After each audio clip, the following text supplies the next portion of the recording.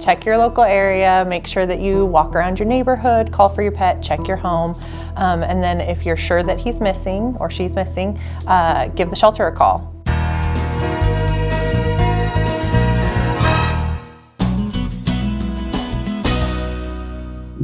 Anyone who has lost a pet knows the heartbreak and feelings of anxiety and guilt it can bring. Fortunately, Jackson County's animal shelter is very effective at returning lost pets to their homes, especially if they're registered. Let's learn more about how the shelter can help. Hi, I'm Bill Mance with Jackson County Close-Up with our new Cats and Dogs series, and we're here with Randy Coleman.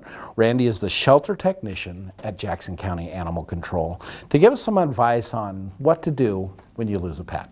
Thank you for joining us today. Yeah, no problem. What's the first thing someone should do when they lose a pet? Well, the biggest thing is to check your area. A lot of times we get people who've lost a pet and then they call us back later and they say, oh, he was in the closet or he was in the garage. So check your local area, make sure that you walk around your neighborhood, call for your pet, check your home.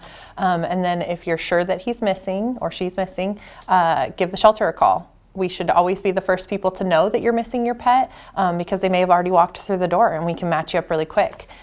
So a quick phone call and make a lost report and then start posting it everywhere. Good. Do you know the phone number they should call? Yeah, 541-774-6654.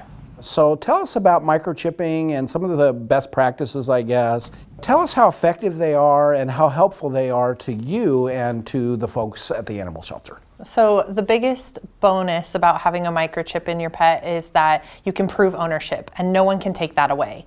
It's not like a tag that can be removed or a collar. The other benefit is that if your pet isn't wearing a collar or a tag and he does make it to the shelter or veterinarian's office, it's really easy to match up owners with pets who have microchips because all we have to do is scan them and call the company and we get the information. The biggest issue that we find with microchips, however, is that people don't keep the registration current. So that's so important to make sure that if you move or you have a change of phone number, that you update that information as well so that we can make sure we get in contact with you. Where do they go to do those updates? So whatever company is the manufacturer of your microchip, you contact them and they can update all that info. What happens to pets if you find them and you do all the due diligence and they end up at the shelter? What happens to the animal once they get there? So when the animals walk through the shelter, our first priority is to try to locate an owner. So we start looking on their collars for phone numbers, license tags are really helpful and easy to match owners up with. We'll scan them for a microchip, take their photo and post them online so that everybody has access to our online catalog, and so they can go online, see what animals we have currently at the shelter, and hopefully match them up. Most of the time, do you find owners for the animals? Yeah, our return rate is really great. I think it's up to 60% for the animals who don't get returned to their owners. We start processing them after 4 days if they have no form of ID to see if they can go up for adoption or be transferred to another shelter.